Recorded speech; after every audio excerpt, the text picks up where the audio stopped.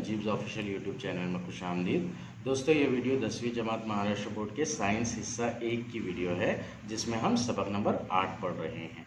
ध्यान रखिए, ये जो चैप्टर हम कवर कर रहे हैं वो रिड्यूस सिलेबस के हिसाब से कवर कर रहे हैं, जो तालीमी साल 2020-2021 के लिए एप्लीकेबल है। पिछली वीडियो में हमने आयनी मुरक्कबात की अहम खुसूसियात यहाँ तक का मुताल्ला किया था, मतलब चैप्टर का पहला पार्ट कवर किया था। अब हम चैप्टर के सेकेंड पार्ट की तरफ जाएंगे, जो कि पेज नंबर 99 से स्टार्ट हो रहा है, फल्जियात से। फल्जियात ये केमिस्ट्री की एक ब्रांच है, जिसमें धातु के हासिल करने और कैसे हासिल किया जाए इसके बारे में स्टडी की जाती है। तारीफ दी गई है इसकी, कश धातु से धातु की तहसील और उनकी तखलीस करके इस्तेमाल के काबिल बनाने के इल्म और तकनीक को, स्टडी और तरीक़ा, मेथड को फल्जियात कहते हैं। तो ये फल्जियात की तारीफ है, कश धातु से धातु की तहसील यानी कि उन्हें हासिल करना, और इनकी तखलीस यानी कि उनको खालिज बनाना, प्यूरिफाई करना। इनकी तखलीस करके इस्तेमाल के काबिल बनाने के इल्म और तकनीक को फल्जियात कहते हैं। धातु का वक़ू, अकरेंस ऑफ मेटल्स। धातु का वक़ू मतलब धातें कैसे पाई जाती है, कहाँ पाई जाती है। ज़्यादातर धातें आमिल होने की वजह से कुदरत में आज़ादाना हालत में नहीं पाई जाती। मुरक्कब हालत में ये इनके मुरक्कबात मसलन ऑक्साइड, कार्बोनेट, सल्फाइड और नाइट्रेट की शक्ल में मिलती है। अलबत्ता गैर मुतामिल यानी कि गैर आमिल धातें जैसे कि सोना और प्लेटिनम वगैरह, जिन पर हवा, पानी और दीगर कुदरती अवामिल का असर नहीं होता, आज़ादाना हालत में पाई जाती है। जितनी भी आमिल धातें हैं ज़मीन के अंदर से जो निकालते हैं, तो वो प्योर धातें नहीं निकलती है, आज़ादाना हालत में नहीं पाई जाती है, मतलब मुरक्कब की शक्ल में पाई जाती है। या तो वो धातु के ऑक्साइड के फॉर्म में मिलेगी, या तो धातु के कार्बोनेट के फॉर्म में मिलेगी, या तो धातु के सल्फाइड के फॉर्म में मिलेगी, या अपने नाइट्रेट के फॉर्म में मिलेंगी। इसके बरक्स जो गैर मुतामिल यानी कि गैर आमिल धातें सोना और प्लेटिनम वगैरह है, ये गैर आमिल होने की वजह से किसी चीज़ से रिएक्ट नहीं करती, इसलिए ये प्योर हालत में, आज़ादाना हालत में पाई जाती है। सबसे पहला पॉइंट है इसके अंदर मादनियात का। मादनियात किसे कहते हैं? कुदरत में पाए जाने वाले धातु के वो मुरक्कबात जिनमें कसाफतें शामिल होती है, मादनियात कहलाते हैं। कसाफतें यानी कि जो चीज़ हमें चाहिए, फॉर एग्जाम्पल मैग्नीशियम चाहिए, तो मैग्नीशियम के अलावा जो भी चीज़ें उसके अंदर प्रेजेंट होंगी उसको हम कसाफत बोलेंगे। ये जो मुरक्कब होते हैं, मुरक्कबात में मैग्नीशियम के अलावा जो भी चीज़ प्रेजेंट होंगी उनको कसाफतें बोलेंगे, और इन मुरक्कबात को ही मादनियात कहते हैं। जैसे धातु के ऑक्साइड, धातु के कार्बोनेट, धातु के सल्फाइड और नाइट्रेट, धातु के नाइट्रेट वगैरह। पहली तारीफ मादनियात की, कुदरत में पाए जाने वाले धातु के वो मुरक्कबात जिनमें कसाफतें शामिल होती है, मादनियात कहलाते हैं। पेज नंबर 100 की जानिब बढ़ते हैं अब हम।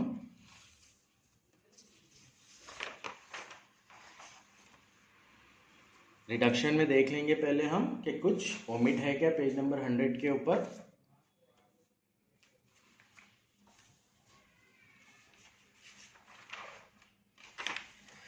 इससे पहले का रिडक्शन पेज नंबर 98 पे था, जो कि हमने पिछली वीडियो में देखा। 98 के बाद में डायरेक्ट जो रिड्यूस सिलेबस है, रिड्यूस पार्ट है, वो पेज नंबर 101 पर है, यानी कि सफ़ा नंबर 100 पर से कुछ भी ओमिट नहीं है। नेक्स्ट पार्ट, वो मादनियात जिनसे धातु को बआसानी और कम लागत से अलग किया जा सकता है, इन्हें कचधात कहते हैं। अब ये मादनियात भी अलग अलग किस्म की होती है, जैसे कहीं पर ऑक्साइड होते हैं, कहीं पर नाइट्रेट होते हैं, कहीं पर सल्फाइड होते हैं। तो इनमें से आसानी से जिससे हम हमारी मतलूबा धात को निकाल सकते हैं कम खर्चे के साथ, तो उन्हें कचधात कहेंगे। कचधातों में धातु के मुरक्कबात के साथ मिट्टी, रेत, पथरीली अशिया जैसी कसाफतें होती है। इनके अंदर मिट्टी, रेत, पथरीली अशिया जैसे कसाफतें होती है, एक्स्ट्रा पार्ट होता है। ये कसाफतें गौंग कहलाती है। इनके अलावा मतलब जो धातु के अलावा जो कसाफतें मौजूद है उसमें जैसे मिट्टी है, रेत है, पथरीली अशिया है, इन सारी चीज़ों को हम गौंग कहते हैं। धातु के तहसील के मुख्तलिफ तरीक़ों से धातु को इनकी कश धातु से अलग कर सकते हैं। कश धातु से खालिस धातु की तखलीस का अमल फल्जियात में शामिल है। मादनियात कश धातु की कानों से निकाली जाती है और गौंग को इनसे मुख्तलिफ तरीक़ों से अलग किया जाता है और कश धातु को इसकी जगह ले लिया जाता है, जहां इनसे धात अलग करते हैं और इन्हें तखलीस के अमल के बाद खालिस हालत में हासिल करते हैं। तखलीस के अमल के लिए भी मुख्तलिफ तरीक़े इस्तेमाल किए जाते हैं। ये तमाम अमल फल्जियात कहलाता है। मादनियात निकालना, मादनियात से कश धातु निकालना, कश धातु से गौंग को अलग करना और फिर जो शय हासिल हो रही है उसकी तखलीस करके प्योर मेटल हासिल करना, इस पूरे प्रोसेस को जो है फल्जियात का अमल कहते हैं। नेक्स्ट है फल्जियात के बुनियादी उसूल। यहाँ पर किताब में थोड़ा अलग पैटर्न में दिया है। बुनियादी उसूल पढ़ने के लिए हम कुछ इस तरह से देखेंगे। फल्जियात के जो बुनियादी उसूल हैं, यानी कि फल्जियात को फल्जियात में धातु को हासिल करने के लिए कौन कौन से स्टेप यूज किए जाते हैं, उस बारे में हमारी बात हो रही है। बुनियादी उसूल ये हमें ध्यान में रखना है कि ये स्टेप्स है फल्जकारी के अंदर, यानी कि धातु को हासिल करने के अंदर। तो जो मेन 3 स्टेप है स्टार्टिंग के, वो कुछ इस तरह से हैं। सबसे पहले कश धातु का इर्तिकाज किया जाता है, मतलब जो मादनियात निकाली जाती है उसमें से कश धातु को अलग किया जाता है। फिर इन कश धातु में से धातु की तहसील की जाती है, यानी कि धातु को हासिल किया जाता है। तीसरा और फाइनल स्टेप होता है धातु की तखलीस। जो शय हासिल होती है धातु की तहसील के बाद में धात के शक्ल में, तो उसको खालिस किया जाता है, प्यूरिफाई किया जाता है और प्योर मेटल हासिल किया जाता है। तो फल्जकारी के बुनियादी उसूल के 3 बुनियादी स्टेप्स हैं, जिनमें सबसे पहला है कश धातु का इर्तिकाज, यानी कि कश धातु को अलग करना, फिर कश धातु से धातु को हासिल करना और फिर हासिल हुई धातु की तखलीस करना। कश धातु का इर्तिकाज सबसे पहला स्टेप है। इसके अंदर कश धातु का इर्तिकाज जो होता है वो 4 तरीक़ों से किया जा सकता है। 1 सुखली कुव्वत के ज़रिए अलहदगी, 2 मकनातीसी अलहदगी का तरीक़ा, 3 फ्रॉथ फ्लोटेशन का तरीक़ा और 4 तख्तीर का तरीक़ा। ये है कश धातु के इर्तिकाज के 4 तरीक़े। अब 4 तरीक़े में से पहला तरीक़ा जो है वो 2 अलग अलग मेथड से किया जाता है। इसे हम टेक्स्ट बुक में देखेंगे। फल्जकारी का बुनियादी उसूल जो सबसे पहला स्टेप है वो कश धातु का इर्तिकाज है। कश धातु से गौंग के अलग करने के अमल को कश धातु का इर्तिकाज कहते हैं। इस अमल से मतलूबा धातु के मुरक्कब का इर्तिकाज बढ़ जाता है। इस मकसद के लिए मुख्तलिफ तरीक़े इस्तेमाल किए जाते हैं, लेकिन सही तरीक़ा किस तरह मुंतखब किया जाए ये कश धातु में मौजूद मतलूबा धातु की तबई खुसूसियात और कश धातु में मौजूद काम पर मुनस्सिर होता है। क्या किया जाता है, कश धातु से गौंग को अलग करने का जो अमल होता है उसी अमल को कश धातु का इर्तिकाज कहते हैं। इस अमल से मतलूबा धातु के मुरक्कब का इर्तिकाज बढ़ जाता है। मतलब क्या होता है, उसमें से अननेसेसरी पार्ट निकल जाता है और जो मेटल चाहिए उसकी क्वांटिटी ज़्यादा बढ़ जाती है। इस मकसद के लिए मुख्तलिफ तरीक़े इस्तेमाल किए जाते हैं। जो तरीक़ा है वो डिसाइड करने के लिए 2 बातों का ध्यान रखा जाता है। एक तो जो धातु हमें निकालना है उसमें से उसकी तबई खुसूसियात क्या है, फिजिकल प्रॉपर्टीज़ क्या है, और दूसरा उसके अंदर जो गौंग मौजूद है वो गौंग किस तरह का है, कितनी क्वांटिटी में है। ये दोनों बातों का ख्याल रखा जाता है। ये धातु की तामुली सलाहियत और तखलीस के लिए हासिल होने वाली सहूलियात पर भी मुनस्सिर होता है। इसके अलावा जो 2 पॉइंट है इसमें ये भी है, धातु की केमिकल प्रॉपर्टीज़, धातु की कीमियाई खुसूसियात, तामुली सलाहियत और तखलीस के लिए हासिल होने वाली सहूलियात, उसे प्यूरीफाई कैसा किया जाए इस चीज़ के ऊपर भी वो डिपेंड होता है। इसमें वो अवामिल भी शामिल हैं जिनका माहौलियाती आलूदगी से ताल्लुक़ है। कश धातु के इर्तिकाज के चंद अहम तरीक़े हैं, जिसमें सबसे पहला हमने देखा सुखली कुव्वत के ज़रिए अलहदगी। सुखली कुव्वत के ज़रिए अलहदगी में 2 तरीक़ों से किया जाता है ये, एक विलफ्ले टेबल का तरीक़ा और दूसरा आबी कुव्वत के ज़रिए अलहदगी का तरीक़ा।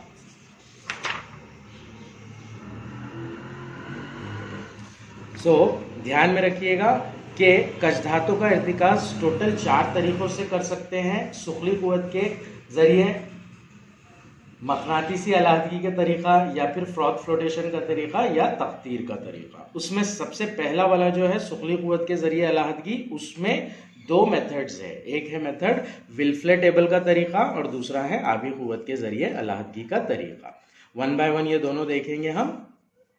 अलहदगी के इस तरीके में विल्फले टेबल तंग और पतले लकड़ी के सुराख वाले तख्तों को इस तरह जोड़कर बनाया जाता है कि ढलवान सतह तैयार होती है। ना यहाँ पर क्या किया जाता है, लकड़ी के तख्तों को तोड़कर एक ऐसा सेटअप तैयार किया जाता है जिससे ढलान सतह तैयार होती है। जैसे ये देखिए आप, ये यहाँ का जो पार्ट है ये ऊपर की तरफ होगा और यहाँ का जो पार्ट है ये नीचे की तरफ होगा, तो ये ढलान सतह तैयार हो गई। इसे मुसलसिल इर्तियाशी हालत में रखा जाता है। ये जो ढलान सतह हैं इसको कंटिन्यूस वाइब्रेशन की मोड में रखा जाता है, मतलब हिलता हुआ रखा जाता है इर्तियाश की हालत में। कशधात का सफूफ, जो कशधात के बड़े टुकड़ों को चक्की से पीसकर बनाया जाता है, इस टेबल पर डाला जाता है। यहाँ से क्या किया जाता है, कशधात का सफूफ डाला जाता है। कशधात जो भी हासिल होती है उसको बारीक पीसा जाता है और यहाँ से डाला जाता है इस टेबल पर डाला जाता है और पानी की धार ऊपरी हिस्से से छोड़ी जाती है। अब यहाँ पर जहाँ पर सफूफ डाला जा रहा है कशधात का, उसके ऊपर पानी की धार छोड़ी जाती है, जिसके नतीजे में गोंग के हल्के जर्रात पानी के साथ बहकर निकल जाते हैं और भारी जर्रात जिनमें कशधात ज़्यादा तनासुब में होती है लकड़ी के शिगाफों में रुक जाते हैं और वहाँ से जमा कर लिए जाते हैं। अब यहाँ पे क्या होता है, जो गोंग के जर्रात होते हैं, ऑब्वियसली मेटल के जर्रात जो होंगे वो भारी जर्रात होंगे और जो गोंग के जर्रात होंगे मतलब मिट्टी रेत वगैरह के जर्रात वो हल्के जर्रात होंगे। ये क्या होगा, हल्के जर्रात को पहले खींच लिया जाएगा, मतलब वो क्या हो जाएंगे, बह जाएंगे और जो कशधात के यानी कि जो धात के पार्टिकल्स हैं वो लकड़ी के शिगाफों में रुक जाएंगे, यहाँ पर इस तरह से रुक जाएंगे। ये शिगाफ के तौर पर बताया जा रहा है, तो ये यहाँ पर रुक जाएंगे और गोंग यहाँ से बहकर निकल जाएगा। ये जो एक्सपेरिमेंट है आप विल्फले टेबल तरीका, विल्फले टेबल मेथड, यूट्यूब पर वीडियोस देख सकते हैं, बहुत सारी वीडियोस है एक्चुअली अवेलेबल इसकी। तो ये पहला तरीका था सुखली कुव्वत के जरिए अलहदगी, विल्फले टेबल का तरीका। बेसिक कंसेप्ट क्या है इसका कि एक लकड़ी का तख्ता बनाया जाता है जिसमें शिगाफ होते हैं और इस तख्ते को ढलवान सतह पर रखा जाता है, मतलब ढलवान हालत में रखा जाता है और फिर इसे वाइब्रेट किया जाता है। वाइब्रेट क्यों किया जाता है, ताकि वहाँ पर मोशन पैदा हो। इसके अलावा कशधात का जो पाउडर होता है, कशधात का सफूफ, वो इस सेटअप के साथ में प्रोवाइड किया जाता है कि उसके ऊपर से पानी की फुहारें उसके ऊपर पड़ रही है। तो पानी की फुहारों की वजह से कशधात के जो पार्टिकल्स हैं वो हल्के होने की वजह से आगे बहकर निकल जाते हैं और मुर्तकिस जो कशधात होती है वो हमें विल्फले टेबल के ऊपर मिलती है। दूसरा तरीका है आबी कुव्वत के जरिए अलहदगी का तरीका। आबी कुव्वत के जरिए अलहदगी का तरीका चक्की के तर्ज का होता है। ये चक्की के टाइप का होता है। इसमें चक्की में इस्तेमाल होने वाले बर्तन की तरह एक मखरूती बर्तन होता है। ये एक टंकी में खुलता है जो नीचे की जानिब मखरूती होती है। इस टंकी में ऊपर की जानिब पानी के लिए खारजी निकास नली और नीचे की जानिब से पानी दाखिल करने के लिए दाखिली निकास नली होती है। अगले पेज पर इसकी फिगर दी गई है। आबी कुव्वत के जरिए अलहदगी का तरीका है। ये क्या होता है, इसके अंदर एक बड़ा मखरूती बर्तन होता है जो कि एक टंकी में खुलता है। एक मखरूती बर्तन होता है, ये एक टंकी में खुलता है।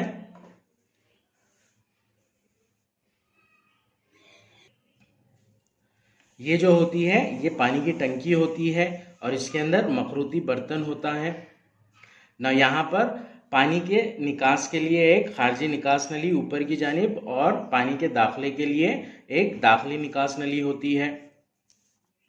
इंतहाई बारीक पिसी हुई कशधात टंकी में डाली जाती है। कशधात का जो पाउडर होता है वो टंकी में डाला जाता है। पानी की तेज धार टंकी के निचले हिस्से से दाखिल की जाती है। यहाँ से जो है पानी का फुहारा तेज धार दाखिल की जाती है, पानी को प्रेशर के साथ में यहाँ पर इंटर किया जाता है। गोंग के हल्के ज़र्रात पानी के बाहरी निकास के साथ बाहर खारिज होते हैं। अब यहाँ से प्रेशर पड़ने पर क्या होता है, गोंग के जो ज़र्रात होते हैं वो बाहरी निकास नली के जरिए निकास नली के रास्ते से टंकी के बाहर आ जाते हैं और जमा कर लिए जाते हैं। कचधात के वजनी ज़र्रात कसीफ होने की वजह से टंकी के निचले हिस्से में जमा हो जाते हैं। तो और बाकी जो बचता है यहाँ पर कचधात के ज़र्रात, तो वो क्या होते हैं, कसीफ होते हैं, भारी होते हैं, जिसकी वजह से वो नीचे बैठ जाते हैं। मुख्तसरन ये कि ये तरीक़ा भी सुखली क़ुव्वत पर मुनस्सिर होता है। अब नीचे बैठ रहे हैं मतलब क़ुव्वत कशिश की वजह से वो नीचे जा रहे हैं, तो ये जो तरीक़ा है ये सुखली क़ुव्वत पर ही मुनस्सिर है। यकसा जसामत के ज़र्रात इनके वज़न के एतबार से पानी के ज़रिए अलग कर लिए जाते हैं। पानी के ज़रिए फिर यकसा जसामत के जो ज़र्रात होते हैं उनको अलग कर लिया जाता है।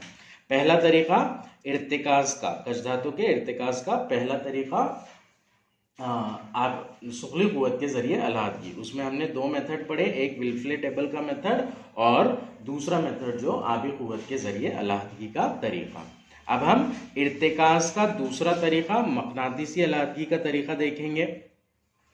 इस तरीक़े में बरक़ी मकनातीसी मशीन की ज़रूरत होती है। इस मशीन के दो ख़ास हिस्से होते हैं, दो लोहे के पहिए, रोलर और इन पे मुसलसिल घूमता हुआ पट्टा। इसके अंदर दो इंपॉर्टेंट चीज़ें होती हैं, दो रोलर होते हैं और इनके ऊपर घूमता हुआ पट्टा होता है। एक पहिया बर्क़ मकनातीस होता है और दूसरा गैर मकनातीस होता है। इसमें से एक पहिया जो होगा वो मकनातीस वाला होगा और दूसरा पहिया जो होगा वो गैर मकनातीस वाला होगा। पहिए पर घूमने वाला पट्टा चमड़े या पीतल गैर मकनातीसी होता है। पहिए पर घूमने वाला जो पट्टा होता है वो या तो चमड़े का होगा या पीतल का होगा, बेसिकली वो भी गैर मकनातीसी होता है। घूमते हुए इस पट्टे का सिरा गैर मकनातीसी पहिए की जानिब होता है। जब ये पट्टा घूमता है तो इसका सिरा गैर मकनातीसी पहिए की जानिब होता है। इस सिरे पर बारीक किया हुआ कचधात का सफ़ूफ डाला जाता है। यहाँ पर क्या किया जाता है, अब कचधात का सफ़ूफ डाला जाता है। मकनातीसी पहिए के नीचे दो बर्तन रखे जाते हैं। यहाँ पर दो बर्तन रखे जा रहे हैं। कचधात के गैर मकनातीसी ज़र्रात की मकनातीसी पहिए की तरफ कशिश नहीं होती। कचधात के जो गैर मकनातीसी ज़र्रात होंगे उनकी मकनातीसी पहिए की तरफ कशिश नहीं होगी, मतलब ये इससे कशिश नहीं रखेंगे वो, इसलिए वो पट्टे पर से गुजरते हुए इस बर्तन में गिरते हैं जो मकनातीसी पहिए से दूर है। इसके अंदर जो डस्ट के पार्टिकल्स होंगे, रेत के पार्टिकल्स होंगे, मिट्टी के पार्टिकल्स होंगे, ऑब्वियसली वो अट्रैक्ट नहीं होंगे इस पहिए से, यानी कि मैग्नेटिक व्हील से। तो वो वाले जो ज़र्रात रहेंगे वो सीधा इस तरह से गिर जाएंगे इस बर्तन में, जो कि दूर रखा हुआ है मकनातीसी पहिए से। इसी वक्त कचधात के मकनातीसी ज़र्रात मकनातीसी पहियात से चिपक जाते हैं और इस बर्तन में जमा होते हैं जो मकनातीसी पहिए से नज़दीक है। और कचधात के ज़र्रात की जब बात की जाए तो वो क्या होंगे, इस पहिए से अट्रैक्ट होंगे मैग्नेट की वजह से और उसके साथ में चिपके रहने की कोशिश करेंगे। तो इसलिए उनका मूवमेंट जो होगा वो इस तरह से बेंड हो जाएगा और इस तरह से वो इस वाले बर्तन में गिरेंगे जो कि मकनातीसी पहिए के नज़दीक रखा हुआ है। इस तरह से कचधात से मकनातीसी और गैर मकनातीसी ज़र्रात अलहदा कर लिए जाते हैं। मसलन कैस्ट्राइट टिन की कचधात है, इसमें गैर मकनातीसी जुज़ स्टेनिक ऑक्साइड और मकनातीसी जुज़ फेरस टंगस्टेट होता है, जिन्हें बरक़ी मकनातीसी तरीके से अलग किया जाता है। इसकी एक मिसाल भी दी गई है। कैस्ट्राइट टिन जो कचधात है इसमें से गैर मकनातीसी जुज़ स्टेनिक ऑक्साइड और और मकनातीसी जुज़ फेरस टंगस्टेट, इन्हें बरक़ी मकनातीसी तरीके से ही अलग किया जाता है। कचधातों के इर्तिकाज़ का तीसरा तरीका है फ्रॉथ फ्लोटेशन का तरीका। फ्रॉथ फ्लोटेशन तरीका ज़र्रात की आबगिरी, हाइड्रोफिलिक और गुरेजगी, हाइड्रोफोबिक खुसूसियत पर मबनी है। हाइड्रोफिलिक यानी कि पानी से अट्रैक्ट होना, हाइड्रोफोबिक यानी कि पानी की तरफ, पानी से दूर जाना। धाती सल्फाइड के ज़र्रात अपनी आप गुरेज यानी कि पानी को अवॉइड करना, आबगुर इस खासियत की वजह से तेल से नम हो जाते हैं, जबकि गौंग के आबगिर ज़र्रात पानी से नम हो जाते हैं। इस खासियत का इस्तेमाल करके बांस कश धातु का इर्तिकाज़ फ्रॉथ फ्लोटेशन के तरीके से किया जाता है। तो यहाँ पर क्या होता है, जो पार्टिकल पानी से अट्रैक्ट होंगे तो वो पार्टिकल पानी से नम हो जाएंगे, और जो पार्टिकल पानी से अट्रैक्ट नहीं होते वो तेल से नम होंगे। और यही बेसिक आइडिया है फ्रॉथ फ्लोटेशन के तरीके का। पेज नंबर 101 का ओमिशन, ये जो दिया है यहाँ पर वो ओमिट है, एग्जाम में नहीं पूछा जाएगा। चौकुट, इंटरनेट माझा मित्र, इंटरनेट मेरा दोस्त, ये ओमिटेड पार्ट है। पेज नंबर 102 की जानिब पढ़ते हैं हम। फ्रॉथ फ्लोटेशन का तरीका दिया गया है यहाँ पर। इस तरीके से बारीक पिसी हुई कशधात को एक बड़ी टंकी में रखा जाता है जिसमें पानी भरा होता है। पानी भरा होता है यहाँ पर कशधात को बारीक पीसकर डाला जाता है। इसमें कुछ नबाती तेल मसलन सनोबर का तेल या नीलगिरी का तेल मिलाते हैं। यहाँ पर सनोबर या नीलगिरी का तेल ऐड किया जाता है, जिससे पानी में झाग पैदा होता है। पानी में दबाव के तहत हवा दाखिल की जाती है। पानी में क्या किया जाता है, प्रेशर के साथ में टंकी में प्रेशर के साथ में पानी ऐड किया जाता है। इस टंकी के वस्त में एक झाग पैदा करने वाला हिस्सा अपने महवर पर घूमता है। ये जो गोल रॉड दिख रहा है आपको, ये क्या है, अपने महवर पर घूम रहा है और झाग पैदा कर रहा है। इसे ज़रूरत के तहत घुमाया जाता है। हवा के दाखिल होने से बुलबुले पैदा होते हैं और तेल, पानी और हवा की वजह से झाग पैदा होता है जो सतह पर तैरता रहता है। इसीलिए इसे फ्रॉथ फ्लोटेशन, झाग का तैरना कहते हैं। ज़्यादा डिटेल में नहीं दिया गया है ये, बट फिगर इसकी हमको याद रखना है, एग्जाम में पूछ सकता है ये। फ्रॉथ फ्लोटेशन का तरीका फिगर बेस्ड, बेसिक आइडिया जो है इसका वो ये है कि पानी से अट्रैक्ट होने वाले पार्टिकल्स पानी से नम हो जाते हैं और पानी से रिपेल होने वाले पार्टिकल्स तेल से नम होते हैं, और इस तरह से उनको अलग किया जाता है। मखसूस सल्फाइड कशधात के ज़र्रात झाग के साथ पानी पर तैरते रहते हैं। मखसूस सल्फाइड कशधात के ज़र्रात झाग के साथ पानी पर तैरते रहते हैं क्योंकि ये तेल की वजह से नम हो जाते हैं। मसलन ये तरीका जिंक ब्लेंड और कॉपर पायराइड के इर्तिकाज़ के लिए इस्तेमाल किया जाता है। इसको जिंक ब्लेंड और कॉपर पायराइड के तरीके के इर्तिकाज़ के लिए इस्तेमाल किया जाता है।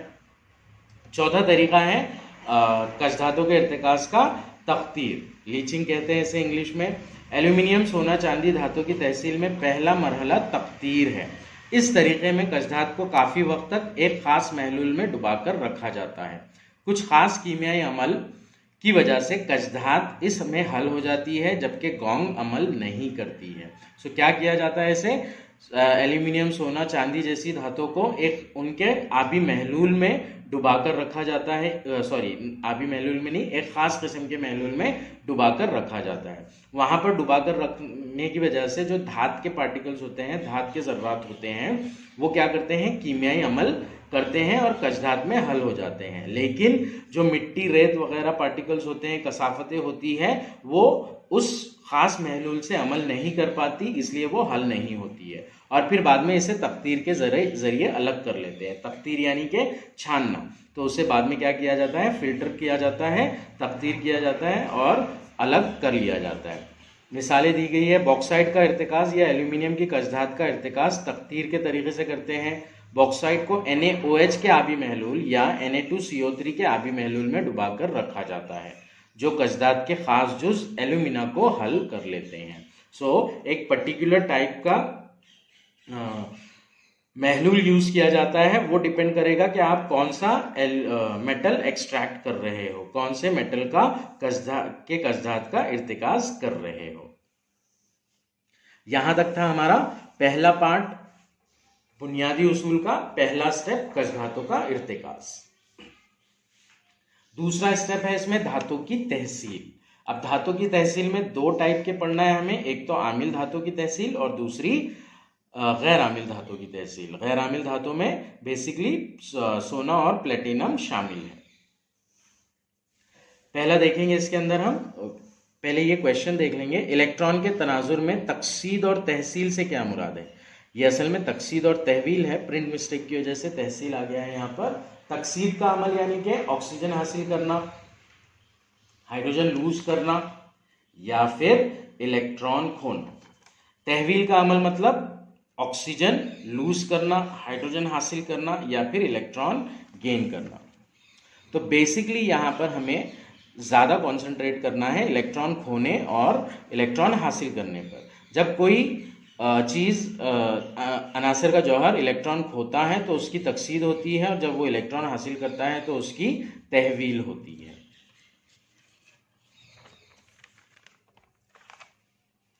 पेज नंबर 102 का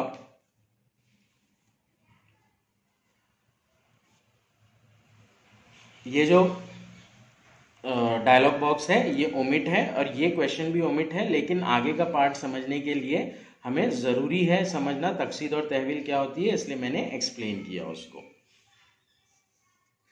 कसधात से धात हासिल करने के लिए धात के मुबसरा से धात हासिल करते हैं। इस अमल में मुबसरा की तहसील करनी पड़ती है। तहसील किस तरह की जाए यह धात की तामुली सलाहियत पर मुनस्सिर होता है।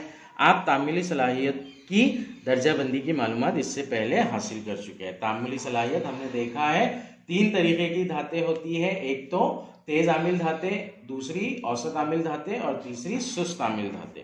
तो उसमें सबसे पहले हम पढ़ेंगे आमिल यानी कि तेज आमिल धातों की तहसील।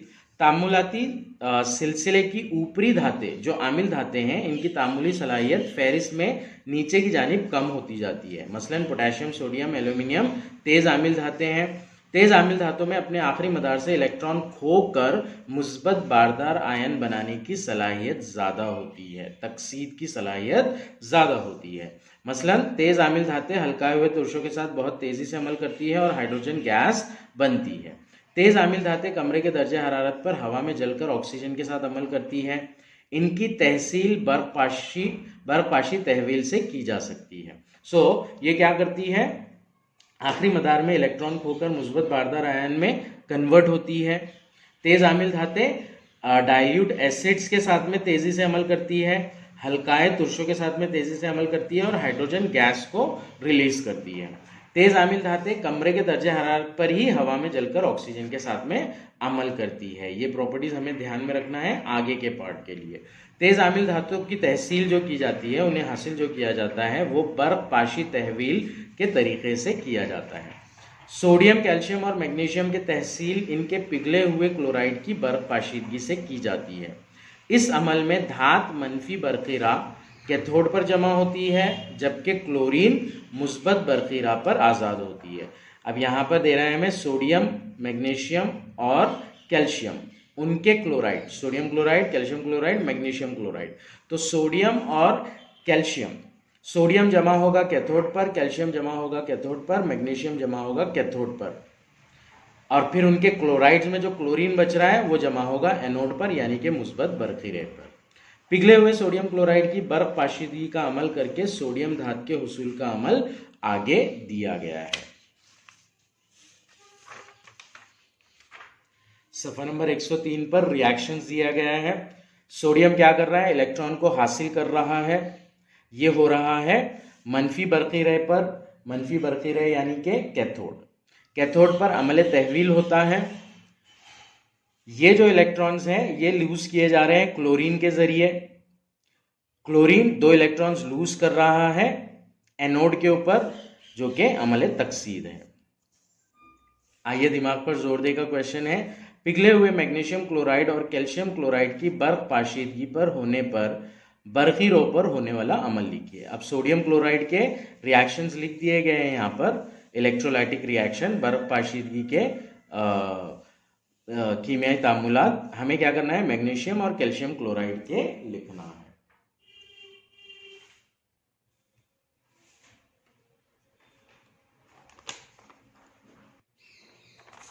सफा नंबर 103 का आइए दिमाग पर जोर दें। ये पहले हम लेंगे पिघले हुए मैग्नीशियम क्लोराइड की बर्फ पाशीदगी, मनफी बरकीरा पर अमल तहवील होता है। मैग्नीशियम क्या करेगा, 2 इलेक्ट्रॉन को हासिल करके मैग्नीशियम के जौहर में कन्वर्ट हो जाएगा। ये होगा अमल तहवील जो कि हो रहा है मनफी बरकीरे पर यानी कि एनोड पर। सॉरी कैथोड पर। नेक्स्ट, एनोड पर जो रिएक्शन होगा वो अम्ल तकसीद का होगा। ये जो दो इलेक्ट्रॉन्स निकल रहे हैं वो क्लोरीन के जरिए लूज किए जाएंगे। क्लोरीन मनफी आयन दो इलेक्ट्रॉन्स लूज करेगा, दो क्लोरीन के मनफी आयन। इस तरह से ये इलेक्ट्रोलाइटिक रिएक्शंस होंगे, बर्फ पाशीदगी के कीमियाई तामुलात होंगे जब पिघले हुए मैग्नीशियम क्लोराइड की बर्फ पाशीदगी की जाएगी। पिघले हुए कैल्शियम क्लोराइड की बर्फ पाशीदगी करने पर मनफी बरखीरा यानी कि कैथोड के ऊपर अमल तहवील होगा। कैल्शियम का मुस्बत आयन दो इलेक्ट्रॉन को हासिल करके कैल्शियम के जौहर में कन्वर्ट होगा, और उसी तरह मुस्बत बरखीरा यानी कि एनोड के ऊपर अमल तकसीद होगा। क्लोरीन के मनफी आयन इलेक्ट्रॉन को खारिज करेंगे। नेक्स्ट पार्ट में हमें एल्यूमिनियम की तहसील पढ़ना है। एल्यूमिनियम को कैसे हासिल किया जाता है वो पढ़ना है। एल्यूमिनियम जो है इसकी अलामत Al है, जौहरी अदद 13 है, इलेक्ट्रॉनिक तश्कील 2,8,3 है, आखिरी मदार में 3 इलेक्ट्रॉन है, इसका मतलब इसकी गिरफ्त 3 है। रंग जो है इसका चांदी की तरह सफ़ेद होता है। एल्यूमिनियम आमिल धात होने की वजह से आज़ाद हालत में नहीं पाई जाती। ऑक्सीजन और सिलिकॉन के बाद एल्यूमिनियम तीसरा आंसर है जो ज़मीन के कशरे में सबसे ज़्यादा पाया जाता है। ज़मीन के अंदर गहराई में सबसे ज़्यादा पाया जाने वाला तीसरा आंसर है एल्यूमिनियम, ऑक्सीजन और सिलिकॉन के बाद में। एल्यूमिनियम की तहसील इसकी कजधात बॉक्साइट जिसका सालमी ज़ाब्ता है Al2O3.NH2O से की जाती है। बॉक्साइट में 30 से 70% Al2O3 यानी कि एल्यूमिनियम का ऑक्साइड होता है और बाकी गॉन्ग होता है, रेत मिट्टी और चट्टानों के पार्ट वगैरह, जिसमें रेत, सिलिका, आयन ऑक्साइड जैसी कसाफतें होती है। एल्यूमिनियम की तहसील के 2 मरहले हैं। पहला है बॉक्साइट का इर्तिकाज। बॉक्साइट एल्यूमिनियम की अहम कजधात है। इसमें रेत यानी silica SiO2, ferric oxide Fe2O3, titanium oxide TiO2 ये 3 कसाफतें मौजूद होती है। इन कसाफतों को तकतीर के बेयर्स तरीके या हॉल्स तरीके से अलहदा किया जाता है। सबसे पहले क्या किया जाएगा, हमने बुनियादी उसूल में देखा, कजधात का इर्तिकाज किया जाएगा, फिर धात की तहसील की जाएगी और फिर धात को खालिज किया जाएगा। तो इसमें जो सबसे पहला स्टेप है, कौन सा स्टेप, धातों का कजधात का इर्तिकाज। तो ये 2 तरीकों से किया जाता है, या तो बेयर्स के तरीके से किया जाता है या हॉल्स के तरीके से किया जाता है। दोनों ही तरीकों में आखिर में मुर्तकिज एल्यूमिना मिलता है जो कैल्सिनेशन करके निकाला जाता है। बेयर्स के तरीके में कजधातों को गोल चक्की में बारीक पीसा जाता है, फिर इसे मुर्तकिज कॉस्टिक सोडा NaOH के महलूल के साथ 140 दर्जे से 150 दर्जे हरारत पर ऊंचे दबाव के तहत 2 से 8 घंटों तक टंकी में गर्म किया जाता है। सो प्रोसेस क्या है यहाँ पर, सबसे पहले कजधात को बारीक पीसा जाएगा, फिर इसे मुर्तकिज कॉस्टिक सोडा के महलूल के साथ 140 दर्जे से 150 दर्जे हरारत पर दबाव ज़्यादा रखकर 2 से 8 घंटों तक गर्म किया जाएगा। एल्यूमिनियम ऑक्साइड 2 रुखा होने की वजह से सोडियम हाइड्रोक्साइड में हल होकर पानी में हलपजीर सोडियम एल्यूमिनेट बनाता है। सो एल्यूमिनियम ऑक्साइड क्या होता है, ये 2 रुखा होता है। 2 रुखा होने की वजह से सोडियम हाइड्रोक्साइड के साथ में हल हो जाता है और पानी में सोडियम एल्यूमिनेट बनाता है जो कि पानी में ही हलपजीर होता है। यहाँ बॉक्साइट सोडियम हाइड्रोक्साइड के महलूल से तकतीर के तरीके से अलग कर लिया जाता है। फिर इसके बाद में क्या किया जाता है, सोडियम हाइड्रोक्साइड से बॉक्साइट को तकतीर के तरीके से अलग कर लेते हैं। ये उसका रिएक्शन दिया गया है, Al2O3 2H2O, ये बॉक्साइट है। सोडियम हाइड्रोक्साइड के महलूल के साथ में रखा जा रहा है जिससे बन रहा है सोडियम एल्यूमिनेट और साथ ही पानी। गोंग में मौजूद आयन ऑक्साइड आबी हाइड्रोक्साइड में हल नहीं होता। अब गोंग में जो आयन ऑक्साइड रहेगा, ये वाला जो पार्ट था देखिए Fe2O3, ये आबी हाइड्रोक्साइड में हल नहीं होता। इसे तख्तीर के जरिए अलग कर लेते हैं। आबी पानी में हल नहीं होगा तो उसे छान लेंगे मतलब। अलबत्ता गांव का सिलिका आबी सोडियम हाइड्रोक्साइड में हल होकर पानी में हल पजीर सोडियम सिलिकेट बनाता है। लेकिन इसके अलावा जो सिलिका था SiO2 वो क्या होता है, वो पानी में हल पजीर हो जाता है, सोडियम हाइड्रोक्साइड में हल होकर पानी में हल पजीर सोडियम सिलिकेट बनाता है। आबी सोडियम एल्यूमिनेट को पानी से हल्काया जाता है और 50 दर्जे सेल्सियस तक सर्द किया जाता है। अब हमारा जो काम का प्रोडक्ट है इसके अंदर वो है सोडियम एल्यूमिनेट। सोडियम एल्यूमिनेट को क्या किया जाएगा, फिर हल्काया जाएगा। हल्काया जाएगा मतलब इसका कॉन्सेंट्रेशन कम किया जाएगा सॉल्यूशन के अंदर, महलूल के अंदर। फिर इसे क्या किया जाता है, 140 से 150 डिग्री सेल्सियस पर यह गर्म हो रहा था, अब उसे सर्द किया जाएगा, यानी कि उसका दर्जा हरारत 50 डिग्री सेल्सियस तक लाया जाएगा। इसकी वजह से एल्यूमिनियम हाइड्रोक्साइड का रसूब हासिल होता है। तो यहाँ पर क्या होता है, एल्यूमिनियम हाइड्रोक्साइड का रसूब हासिल होता है। Na जो है एल्यूमिनियम से अलग हो गया, अब हमें एल्यूमिनियम मिला उसके हाइड्रोक्साइड के फॉर्म में। ये था कशधात के इर्तिकाज का पहला तरीका, बेयर्स का तरीका। अब हम कशधात के इर्तिकाज का दूसरा तरीका हॉल्स का तरीका देखेंगे। हॉल्स के तरीके में कशधात को पीसा जाता है और फिर इसकी तख्तीर करने के लिए टंकी में सोडियम कार्बोनेट के महलूल के साथ में गर्म किया जाता है।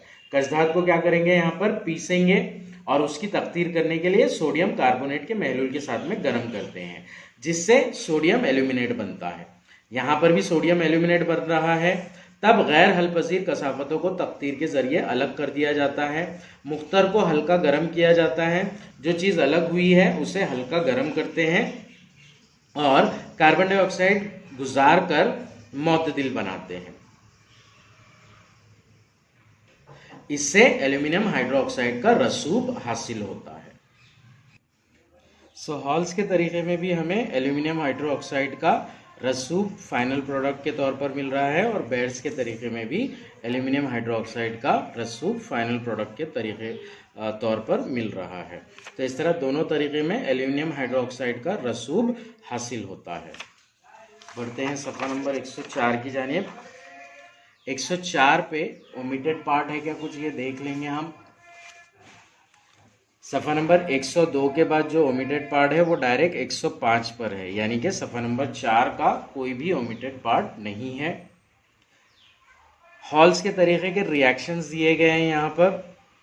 Al2O3 2H2O plus Na2CO3 sodium bicarbonate और बॉक्साइड का रिएक्शन बताया जा रहा है ये, जिससे सोडियम एल्यूमिनेट बन रहा है, कार्बन डाइऑक्साइड की गैस खारिज हो रही है और साथ में पानी के सालमात भी तैयार हो रहे हैं। अब सोडियम एल्यूमिनेट को लिया जाएगा और कार्बन डाइऑक्साइड गुजारी जाएगी। ये सेकेंड स्टेप था हॉल्स के तरीके का, जिससे एल्यूमिनियम हाइड्रोक्साइड मिल रहा है हमें रसूब की शक्ल में और सोडियम कार्बोनेट मिल रहा है। दोनों तरीकों में हासिल शुदा AlOH3 के रसूब को छान कर या तख्तीर करके धोकर खुश्क कर लिया जाता है और 1000 डिग्री सेल्सियस पर गर्म करके कलसाव यानी कि कैल्सिनेशन किया जाता है। नतीजन एल्यूमिना हासिल होता है। कैल्सिनेशन कलसाव का जो अमल है इसकी तारीफ हम आगे के पार्ट में पढ़ेंगे, अगले ही पार्ट में। तो यहाँ पर क्या बोला गया है, एल्यूमिनियम हाइड्रोक्साइड का जो रसूब हासिल हो रहा है उसकी तख्तीर की जाती है, फिर उसे धोकर खुश्क किया जाता है और 1000 डिग्री सेल्सियस पर गर्म किया जाता है, जिसकी वजह से एल्यूमिनियम का ऑक्साइड Al2O3 मिलता है और साथ में पानी के सालमात तैयार होते हैं। Al2O3 जो है यही एल्यूमिना है। एल्यूमिना ये कशधात हासिल हो गया। अब इससे क्या किया जाएगा, एल्यूमिनियम हासिल किया जाएगा। एल्यूमिनियम हासिल करने के लिए एल्यूमिना की बरकी तहवील की जाएगी। तो ये सेकेंड स्टेप होगा। पहला स्टेप जो था वो था बॉक्साइड का इर्तिकाज। बॉक्साइड हासिल करने के दो तरीके थे, एक बेयर्स का तरीका और हॉल्स का तरीका। अब सेकेंड स्टेप की जानिब बढ़ेंगे जिसमें एल्यूमिना की बरकी तहवील होती है। इस तरीके में पिघले हुए एल्यूमिना को नुक्ते पिघलाव 2000 डिग्री सेल्सियस से ज़्यादा का है इसका, यानी कि जो एल्यूमिना हासिल होता है उस एल्यूमिना को 2000 डिग्री सेल्सियस से ज़्यादा की हरारत दी जाती है, जिस पर वो पिघल जाता है। इस पिघले हुए एल्यूमिना की बर्फ पाशीदगी स्टील की टंकी में की जाती है। टंकी की अंदरूनी जानिब ग्रेफाइट की तह होती है जो मनफी बरक़ी रे का काम करती है। एक स्टील की टैंक ली जाती है और उसका जो इनर सरफेस होता है, उसकी जो अंदरूनी तह होती है, उसके ऊपर ग्रेफाइट की तह बना दी जाती है, तह चढ़ा दी जाती है। ये ग्रेफाइट की जो तह होती है यही मनफी बरक़ी रे यानी कि कैथोड का काम करती है। फिर क्या किया जाता है, ग्रेफाइट की सलाखों का एक सेट पिघले हुए बर्फगुजार में डुबोया जाता है। ग्रेफाइट की सलाखें डुबाई जाती है। ये जो सलाखें होती है ये मुस्बत बरक़ीरे यानी कि एनोड का काम करती है। जो मुस्बत बरक़ीरा एनोड का काम करता है, क्रायोलाइट Na3AlF6 और फ्लोएर स्पार CaF2 इस आमेजे में मिलाए जाते हैं। इस आमेजे में क्या किया जाता है, दो मुरक्कबात मिलाए जाते हैं, एक क्रायोलाइट और दूसरा फ्लोएर स्पार Na3AlF6 CaF2, जिससे नुक्ते पिघलाव कम यानी 1000 डिग्री सेल्सियस हो जाता है। यहाँ पर नुक्ते पिघलाव कम हो जाता है, 1000 डिग्री सेल्सियस हो जाता है, ये दोनों को मिलाने की वजह से। बरक़ीरा गुजारने पर एल्यूमिनियम मनफी बरक़ीरा पर जमा होता है। मनफी बरक़ीरा जो है यहाँ पर वो ग्रेफाइट की तह है जो अंदरूनी सतह पर है, कैथोड। बरक़ीरा जब गुजरती है तो एल्यूमिनियम मनफी बरक़ीरे कैथोड पर जमा हो जाता है, यानी कि अंदरूनी सतह के ऊपर जमा हो जाता है। पिघला हुआ एल्यूमिनियम बर्फ गुजार के मुकाबले में वजनी होता है, इसलिए टंकी की तह में जमा हो जाता है और वहां से इसे वक्फा से निकाला जाता है। ये जो है निकालने का प्रोसेस यहां से किया जाता है पिघले हुए एल्यूमिनियम को। मुस्बत बरक़ीरा पर ऑक्सीजन गैस आज़ाद होती है। सो ऑक्सीजन गैस आज़ाद होना, ऑक्सीजन का निकलना यानी कि अमल तहवील, ये कहां पर होगा, मुस्बत बरक़ीरा पर होगा। सॉरी, अमल तकसीर ये होगा मुस्बत बरक़ीरा पर।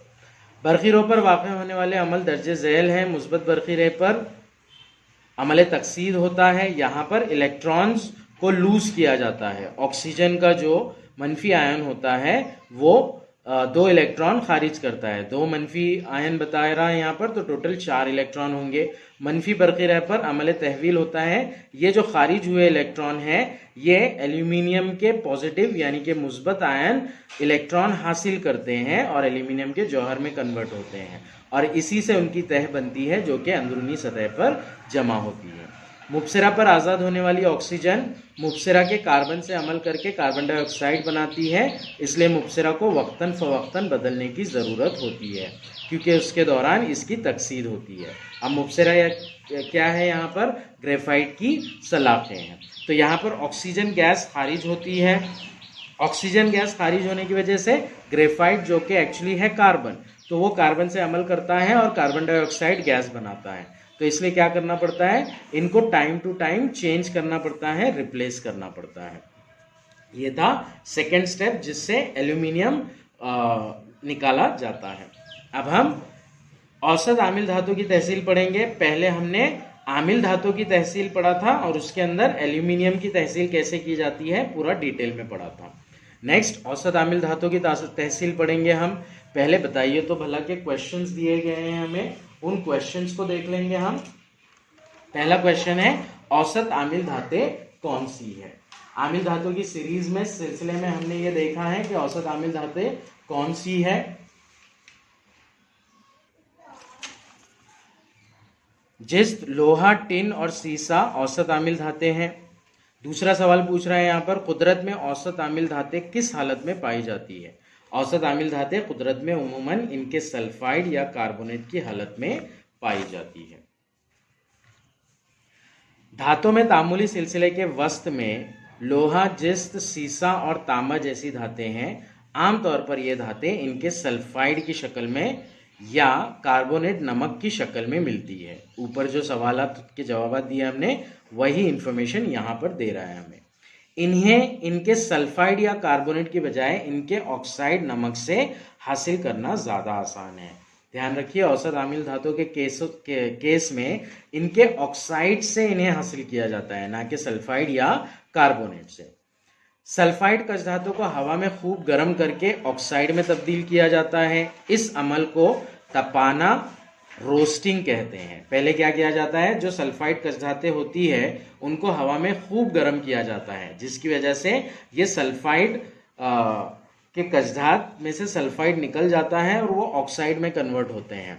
ये जो प्रोसेस कहलाता है ये रोस्टिंग का प्रोसेस कहलाता है, तपाना जिसे कहते हैं। कार्बोनेट वाली कशधात को कम हवा की मौजूदगी में इंतहाई गर्म किया जाता है, जिससे ऑक्साइड बनते हैं। नाउ दूसरा वाला जो प्रोसेस है वो कलसाव का प्रोसेस, कैल्सिनेशन का प्रोसेस है। कार्बोनेट वाली कशधात जो होती है इन्हें हवा की मौजूदगी में, कम हवा की मौजूदगी में बहुत ज़्यादा गर्म किया जाता है, जिसके नतीजे में ऑक्साइड बनते हैं। इसी अमल को कलसाव का अमल कहते हैं। जिस कशधात को भूनने और कलसाव के दौरान ज़ैल का कीमियाई अमल होता है। जब इसे तपाया जाता है यानी कि रोस्टिंग की जाती है तो जिंक सल्फाइड के साथ में ऑक्सीजन की, हवा की ऑक्सीजन मिलकर जिंक का ऑक्साइड बनता है और सल्फर डाइऑक्साइड गैस खारिज होती है। जिंक का सल्फाइड बनने के बाद में इसी तरह इसके कार्बोनेट पर कलसाव का अमल किया जाता है। जिंक कार्बोनेट को गर्म किया जाता है कम हवा की मौजूदगी में, जिससे वो जिंक ऑक्साइड में कन्वर्ट होता है और कार्बन डाइऑक्साइड गैस खारिज होती है।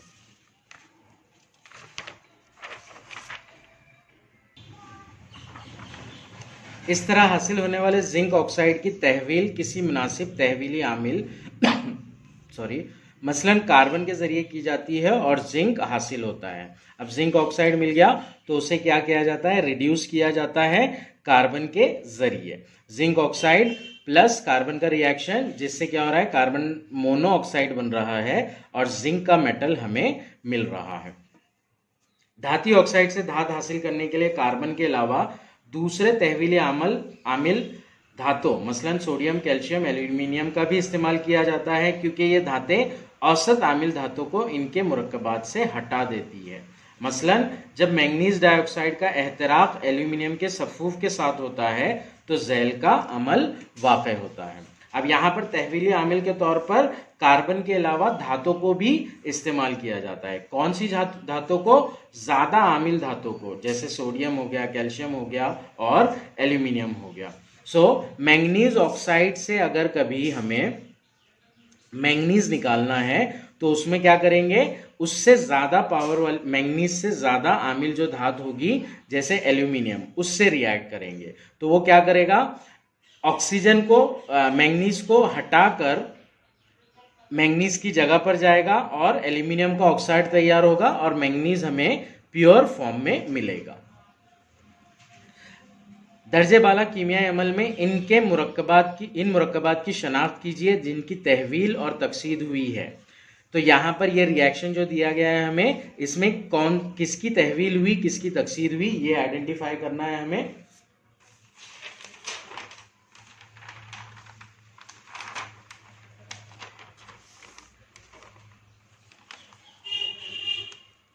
जवाब इसका, मैंगनीज ऑक्साइड Mn में तब्दील हुआ और एल्यूमिनियम के साथ ऑक्सीजन मिलकर Al2O3 बना, यानी MnO2 की तहवील हुई और एल्यूमिनियम की तकसीद हुई। जिसके साथ ऑक्सीजन मिल रही है उसकी तकसीद होगी, जिससे ऑक्सीजन निकल रही है उसकी तहवील होगी। मंदरजा बाला अमल में खारिज होने वाली हरारत इतनी ज़्यादा होती है कि धात पिघली हुई हालत में हासिल होती है। एतराक़ी तामुल थर्मल रिएक्शन इसी तरह की दूसरी मिसाल है। यहां आयरन ऑक्साइड एल्यूमिनियम के साथ अमल करता है और आयरन यानी लोहा और एल्यूमिनियम ऑक्साइड बनता है। ये उसका रिएक्शन दिया है। अब पेज नंबर 105 पर कुछ पार्ट ओमिटेड था रेडियो सिलेबस के हिसाब से, तो देखते हैं हम कौन सा पार्ट ओमिट है।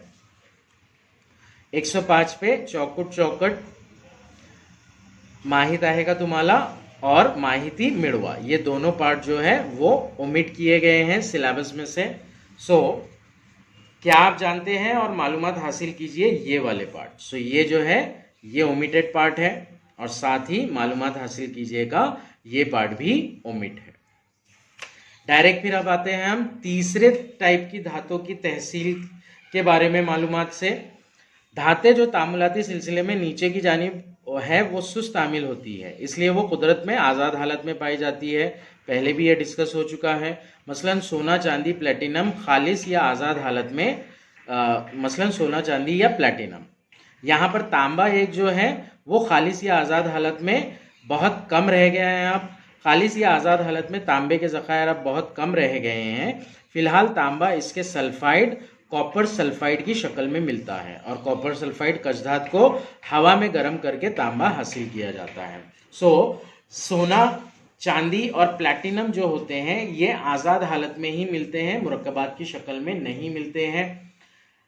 तांबा जो है आज़ाद हालत में जो था उसके ज़खायर अब बहुत कम हो गए हैं, इसलिए उसे उसके कचधात सल्फाइड से यानी कि कॉपर सल्फाइड से निकाला जाता है।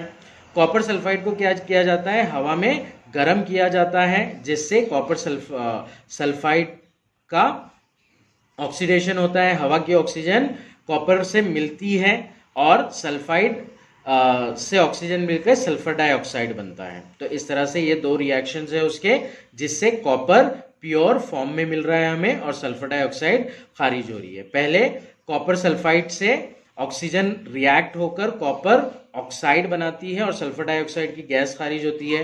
फिर ये कॉपर ऑक्साइड जो बनता है वो वापस से कॉपर सल्फाइड से रिएक्ट करती है, कॉपर प्योर फॉर्म में मिलता है और सल्फर डाइऑक्साइड गैस खारिज होती है। धातों की तखलीस तीसरा वाला पॉइंट दिया गया है। अमल तहवील के जरिए जो धातें हासिल की जाती है वो खालिस नहीं होती है। धातों की तखलीस है, सॉरी, ये खालिस करना। ये तीसरा स्टेप है जिसमें धातों की तखलीस होती है। जो 3 बुनियादी उसूल है उसमें तीसरे नंबर का स्टेप। अमल तहवील के ज़रिए जो धातें हासिल की जाती है वो खालिस नहीं होती, इनमें कसाफतें मौजूद होती है जिन्हें अलग करके खालिस धात हासिल की जाती है। खालिस धात हासिल करने के लिए बर्फ पाशीदगी का तरीका इस्तेमाल किया जाता है और गैर खालिस धात से खालिस धात हासिल की जाती है। ये था सफ़ा नंबर 105 का पार्ट। आगे जो दिया गया है वो धातों का ताक्कुल दिया गया है, इसे हम इंशाल्लाह अगली वीडियो में कवर करेंगे। आज की वीडियो में जो हमने चीज़ें पढ़ी हैं उसका एक क्विक रिकैप कर लेते हैं हम।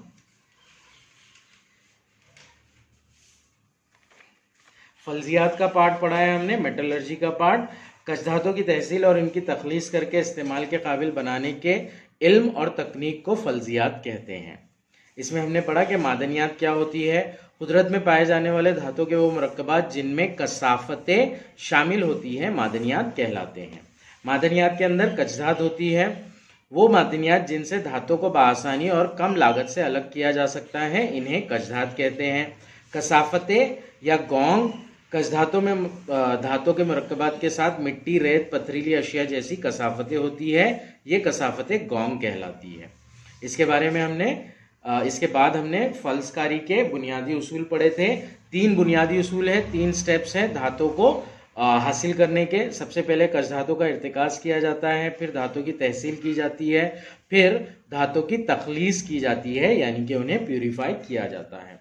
जो सबसे पहला स्टेप है वो 4 तरीक़ों से किया जा सकता है। कचधातों का इर्तिकाज़ 4 तरीक़ों से किया जा सकता है। सुखली क़ुव्वत के ज़रिए अलहदगी, मक़नातीसी अलहदगी का तरीक़ा, फ्रॉथ फ्लोटेशन का तरीक़ा और तक़तीर का तरीक़ा। ये चारों तरीक़े डिटेल में हमने वीडियो में डिस्कस किए हैं। इसके बाद पहला वाला जो तरीक़ा है इसमें 2 टाइप है, ये हमें ध्यान में रखना है। विल्फले टेबल का तरीक़ा और आबी क़ुव्वत के ज़रिए अलहदगी का तरीक़ा। ये हुआ पहला वाला स्टेप, कचधातों का इर्तिकाज़। इसके बाद जो स्टेप है वो है धातों की तहसील। धातों की तहसील में हमें 3 टाइप की धातों की तहसील पढ़ना है, जिसमें सबसे पहला है आमिल धातों की तहसील। आमिल धातों की तहसील बर्फ पाशी की तहवील से की जाती है। सोडियम, कैल्शियम और मैग्नीशियम की तहसील इनके पिघले हुए क्लोराइड की बर्फ पाशीदगी से की जाती है। इस अमल में धाती मनफी बरक़ीरा यानी कैथोड पर धात मनफी बरक़ीरा यानी कैथोड पर जमा होती है, जबकि क्लोरीन मुस्बत बरक़ीरा यानी एनोड पर आज़ाद होती है। इसकी एक एग्जाम्पल ली थी हमने एल्यूमिनियम की तहसील। एल्यूमिनियम की तहसील इसकी कचधात बॉक्साइट से की जाती है। बॉक्साइट का इर्तिकाज़ और एल्यूमिनियम की बरक़ी तहवील, ये 2 मेन स्टेप होते हैं इसके अंदर। बॉक्साइट जो है Al2O3 H2O, इसका इर्तिकाज़ 2 तरीक़ों से किया जाता है, या तो बेड्स के तरीके से करेंगे या हॉल्स के तरीके से करेंगे। दोनों तरीकों से करने से Al2O3 यानी कि एल्यूमिनियम का हाइड्रोक्साइड मिलता है हमें, जिसे एल्यूमिना कहा जाता है। एल्यूमिना को कलसाव के तरीके से Al2O3 से एल्यूमिना कलसाव के तरीके से हासिल किया जाता है। एल्यूमिना हासिल होने के बाद में इसकी बरकी तहवील करते हैं और बरकी तहवील करके बरकी तहवील करके एल्यूमिनियम हासिल किया जाता है। बरकी तहवील में मनफी बरखीरा जो होता है वो टंकी की अंदरूनी जानिब की जो ग्रेफाइट की तह होती है वो होता है, और मुस्बत बरखीरा उसके अंदर जो ग्रेफाइट की डूबी हुई सलाखें होती है वो होता है। यहाँ पर टंकी की अंदरूनी जानिब यानी कि मनफी बरखीरा पर एल्यूमिनियम जमा होता है और मुस्बत बरखीरा पर ऑक्सीजन गैस खारिज होती है। सेकंड नंबर, औसत आमिल धातु की तहसील। औसत आमिल धातु की तहसील में मेन हमें ये याद रखना है कि ये इनके सल्फाइड या कार्बोनेट की बजाय इनके ऑक्साइड नमक से हासिल की जाती है। इनके ऑक्साइड नमक पर दो तरीके के प्रोसेस किए जाते हैं, एक तो तपाना जो रोस्टिंग है और दूसरा कलसाव जो कि कैल्सिनेशन है। तीसरे टाइप की सुस्त आमिल धातें, इनमें सोना, चांदी और प्लेटिनियम ये ऑलरेडी आज़ाद हालत में पाई जाती है। तांबा भी आज़ाद हालत में पाया जाता है, लेकिन इसके आज़ाद हालत के ज़खायर जो हैं वो अब कम हो गए हैं, तो इसलिए इसके सल्फाइड कॉपर सल्फाइड से हासिल किया जाता है। इस कॉपर सल्फाइड को क्या किया जाता है, गर्म किया जाता है, जिससे कॉपर ऑक्साइड बनता है, और फिर कॉपर ऑक्साइड को और गर्म किया जाता है जिससे वो कॉपर की शक्ल में अलग हो जाता है। नेक्स्ट है धातु की तखलीस का तरीका, उन्हें खालिस करने का तीसरा स्टेप है ये। अमल तहवील के जरिए जो धातें हासिल की जाती है वो खालिस नहीं होती, इनमें कसाफतें मौजूद होती है। इन कसाफतों को अलग करके खालिस धात हासिल की जाती है। ये जो किया जाता है तखलीस, ये बर्फ पाशीदगी के तरीके से की जाती है।